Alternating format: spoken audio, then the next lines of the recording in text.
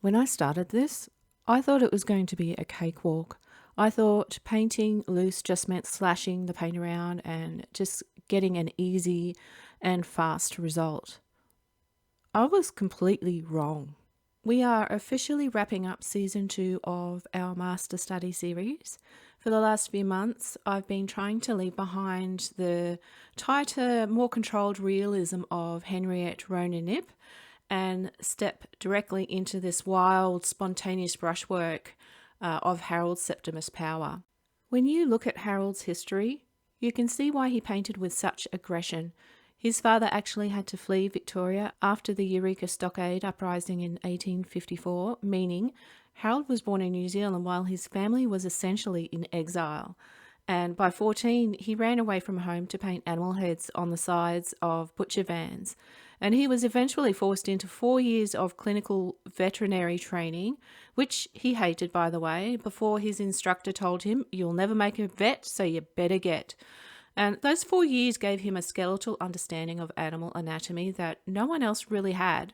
And by early 1900s, London critics were praising his dash and spontaneity. Arthur Streeton raved about his tremendous display of colour, and he really had no rivals. He made paint look effortless. And that effortless look is exactly what lured me into a trap. Now, I just want to add this little note before we start. I actually did a couple of landscape paintings in the previous couple of months. I'll put them on the screen. And this was part of the reason why I had a false sense of confidence, if you might put it. These aren't particularly very good, but at the time I thought, it was a step in the right direction. That was part of the reason why I picked Harold Septimus Power, is because his landscapes were just so vibrant and alive, and I wanted to try and incorporate that into my work. So we start with the studies. Now, realism has a safety net, and if you make a mistake in value or placement, you can blend it away, glaze over it, or just nudge it into place over hours of rendering. While spontaneity doesn't really have that safety net, there's nowhere to hide. Every stroke you lay down is permanent. I think chasing that level of brush economy didn't really save me time or make it easier. It just raised the stakes, and every single marker carried so much more weight. It's been a hard lesson to learn, and I am still trying to adapt his methodology today.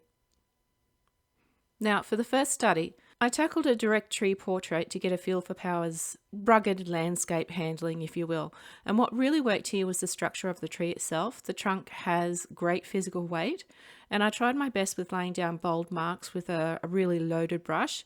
But since this was the first study, I really had to push myself to paint a mark and just leave it. I wasn't too concerned about much else here because I wanted some freedom to play. But I did start to realise that there were many lessons to learn, and it wasn't going to be as easy as I initially thought. Basically, I got seduced by the colour, especially in this first one. I absolutely fell in love with the reds against the greens and blues, so I ended up pushing the green of the grass to a near neon intensity. And even in the background is still too saturated, and it just pulls the entire thing forward, flattening the space a bit. And I also lost that airy atmosphere in his work. Mine is a lot more punchy than it needs to be. And the big lesson from this study was to make a strong subject truly stand out, you have to let the environment around it settle.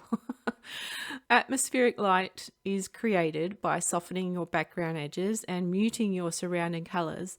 And I was just eager. And while I still like my result for an hour's worth of study, I overdid so many things. Now, for the second study, I brought back the horses.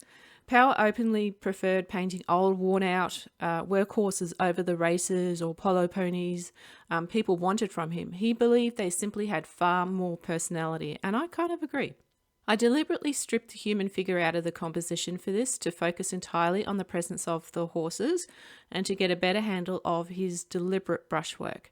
And what worked here was the sheer mass. So the white horse has structure and weight, and it takes up most of the visual focus. I did try to give it confident brushwork in the foreground plane, which did give the ground some energy. But I missed his light control.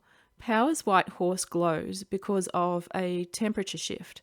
He kept the background airy with cooler tones, pushing against the warmer whites on the horse's back and flank, and I was too timid with those temperature relationships, which flattened the contrast. I also went a little too dark on the shadow side of the bay horse, losing some of those warm, muscular mid-tones to just a heavy shadow. And the lesson here was temperature framing. If you want your highlights to glow, you have to control both the temperature and the values behind them. All right, study number 3 was almost a complete write-off. Actually, it still might be. I started this over a failed portrait, and instead of scraping the board back to a clean slate, or as clean as I can get it, I tried to paint just right over the wet, sloppy sludge. It was a disaster from the start. I was having a bad day. I felt like I was moving mud around, and I almost gave up on it entirely. But looking at it now, the structure kind of holds. The composition is solid. The trees have the right scale, and fighting that wet underlayer actually forced me into some of the soft, lost edges in that foliage that ended up looking quite atmospheric compared to the others. Not in the way the original is, but in its own way. And where it failed, it was colour purity. Power Sky is a clean, blazing cerulean that makes the whole landscape just heat up. Mine turned into a heavy coal grey blue because that dark portrait paint underneath kept bleeding into the sky. I was just taking my anger out on this painting, I guess you could say. The white gum tree lost its cool, reflective brilliance for exactly the same reason. Every time I laid down a mark, it dragged up the wet bluish mud underneath. And I think the lesson here is simple. If you're going to paint over a failure, scrape it back first. You can't paint clean, glowing light on top of wet mud. And I almost left this study out of the video because I thought it was a lost cause, destined for the bin, and it still might be. But it's an honest look at my own worst habits, and sometimes I still choose to fight a failing painting instead of just starting fresh with a clean board and a clear mind, which is, another choice I could have made that day, but I didn't. I was feeling pretty bad after that study. So going into study number 4, my confidence was completely shot. You know that feeling. You're just fresh off that muddy landscape disaster, and I felt off balance. But once I got started, I felt like my greens were turning to mush. My brushstrokes were blending together again, and I was thinking to myself, I'm losing control of the paint, and what am I doing wrong? It was just really, I just felt despair at this stage. But looking at it side by side with the original, the physical skeleton is actually there. The composition is there. The trees are still framing the hill, and the values are generally in the right ballpark. But where it fell short was the temperature play again. And my greens are far too cool, making the grass look lush and damp, where Power's landscape is built on warm olive ochres. And my sky is very active. His is calm, desaturated. Doing that lets the heat of the day feel bright and inviting, whereas mine just feels harsh and cold. And he had a mastery of shifting between warm light and cool shadows that I just simply couldn't find. And I was still fighting my own frustration. But this taught me an important lesson. It's when your confidence is low and you feel like the paint is getting away from you, there's always something you can take away from it. For me, it's the composition and the values. I was still able to get that even though everything else was way off course. So after that, it was just, I had to knuckle down and just really, really try and study. So with this next one, I really tried to take it apart first. I didn't want to keep failing. So there is a video just on this particular study, and I did go and analyze it to death. So you can go and watch that if you like. But with this study number 5, things started to click. Getting the scale and the weight of that giant central tree right worked incredibly well. It immediately gave the scene the grounding that it needed. But painting those tiny figures at such a small scale was a physical battle for me. I spent way too much time overthinking the horse and rider. I did scrape them back and start over at one stage. I left it until a little bit later because I just didn't want to. I had to force myself to stop detailing and just leave that for later. The dog on the track is incredibly abstract as well. It's just a few simple strokes. The way he did his is just, incredible, but it reads perfectly from a distance. I did find that quite difficult, and I did lose some crispness in the foreground. And looking at it now, my values are a little bit off and the colours are a little bit too saturated compared to his. But this was the first painting where I felt like I was getting some real progress. This study taught me the power of, just simplification. When you're painting small figures, you have to trust the overall big shapes and just let a few simple, well-placed marks do all the heavy lifting. Now, for study 6, I went with a riverbank scene to practice Power's absolute economy of stroke. I was determined to learn how to get those bold, impressionistic paint marks. I did my best to be brave with the brush, but my lack of experience with this method made me fall back into tapping. I found myself hedging my bets, trying to fix strokes before I even had a chance to see if they worked. I was just assuming that anything I put down was probably wrong, which isn't really fair on me. But yeah, I was in a little bit of a panic. But the other big challenge was the tree alignment. I knew it was off balance. It's not the same as the original. But instead of just going in and fixing it, I spent a while procrastinating, and I fiddled with the tiny figures just to avoid dealing with those trees. Eventually I had to face it and remind myself to treat this as a study rather than a masterpiece and just do whatever had to be done. So I merged the problem trunks into a single tree, fixed a thing here or there, and using Power's trick of painting the sky holes behind them just to let the shapes build itself. So that's what I did. But really, taking a proper break is what saved this painting. When I came back with fresh eyes, I was able to work on the areas I couldn't see before. Like the creek, the transparency of how shallow that creek is, and painting the muddy silt on the floor before indicating the blue water reflections on top. When I look at them side by side, I think I captured the essence pretty well, and I actually really like the result. I think it's one of the better ones that I've done over this study, but it really did hammer in home how much I didn't know. Oh, and I also have the process for this one on in a video as well, so you can have a look on my channel for that. I'll put the link in the description too. Now for the 7th and final study. I chose the scene of 2 horses resting in the shade with their rider. It has such a beautiful classic Australian bush atmosphere, and I wanted to try that. It's just like a quiet sanctuary under the sun. So to keep myself from overthinking, I grabbed an old dusty canvas from the corner of the studio. It was already ruined with an old wash of underpaint, but starting on a dirty surface instantly stripped away the preciousness of a clean canvas. And I was eager to get started, skipping any preliminary drawing, and I just dived straight into this. It felt exciting. The block-in was exciting for me. What really worked here was the atmosphere. The light filtering through the gum leaves and the warm, dappled temperature shifts on the seated figure ground him perfectly in the grass. But the biggest mistake in this one was perspective, funnily enough. In Power's original, the bay horse stands at more of an angle with its rump closest to the viewer, kind of pushing deeper into the background. And my brain fell into the classic copying trap. It's subconsciously corrected the perspective, turning the horse sideways and flattening the whole scene a little bit. I got so focused on the colour and trying to get the colour right and the tones right and all of that I completely missed the angle of the animal until the painting was dry and finished.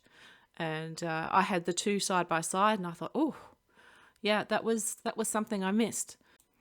Now this brings us to the grand finale, an original painting where I tried to take all these hard-won lessons and apply them to a scene of my own. I wanted to capture a bay horse resting near a creek, standing under a massive gum tree in a dry landscape. And structurally, the horse is all there. It has physical weight, and I am happy with how, its warm orange tones on the barrel play against the cool blue sky reflections on its rump and in the background. And the landscape does feel like the dry, warm bushland that I set out to capture. But honestly, this painting is really a fascinating record of the battle between my natural painting instincts and Harold's looser spontaneity. I don't think I'm quite there yet. I wanted this piece to look completely loose, but my brain kept defaulting to what I knew. Instead of letting the brushstrokes have that energy and spontaneity, I found myself working really hard to try and get the look. I wasn't able to enjoy it as much as what I thought I would because of that intense focus that I was having.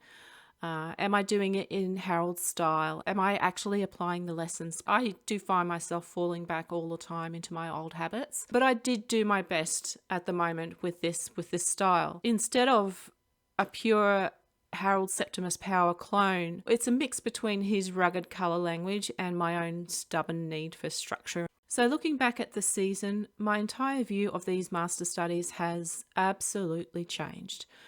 This was without a doubt the hardest challenge I have ever taken on. In my past studies, I have worked on paintings that were much more realistic in nature, and with those, I could always blend my mistakes away, like I said before, just slowly rendering the paint until it eventually looks right. And even last season with Henriette Ronanip, her style gave me room to adjust a little bit there. And I think I've done decent studies of Rosa Bonheur, one of her horse paintings, Kowalski. But Harold's technique is completely different. And there is absolutely nowhere to hide. Every bold mark is just fully exposed. And to be completely honest, that reality hit me hard. After I have finished my studies, after I finished my last painting, and I've had a few, well actually I've been a bit slow, so a few weeks to think about what I've done and what I've really learned. I think my final original painting didn't hit the standard I was expecting for myself. It felt like I hadn't truly imbibed his lessons yet, and that I'm still going to need a lot more practice to make his loose style feel natural for me. But I don't see this as a failed season, and I think the lesson was a lot bigger than what I initially realized, far bigger in fact. I went into it thinking that these painting loose was a shortcut, something I could, just splash paint around and just get an easy result. And now I know the truth. Loose painting is actually a much harder, more demanding form of precision. So these master studies are over. The training wheels are officially off. I haven't fully built his economy of stroke into my skill set yet, but now I can actually see the path to get there. And I can see the amount of work that went into Harold Septimus Power's craft. His paintings are really on another level of expression. And while the season is officially over, I am still going to do a few more studies every now and then just to give myself that reality check. So with that, season 2 is officially wrapped up. I hope you enjoyed this, and I look forward to seeing you in the next. Doing a master study isn't really producing a flawless copy, and it's kind of a mirror. It's a way for you to spot your subconscious habits.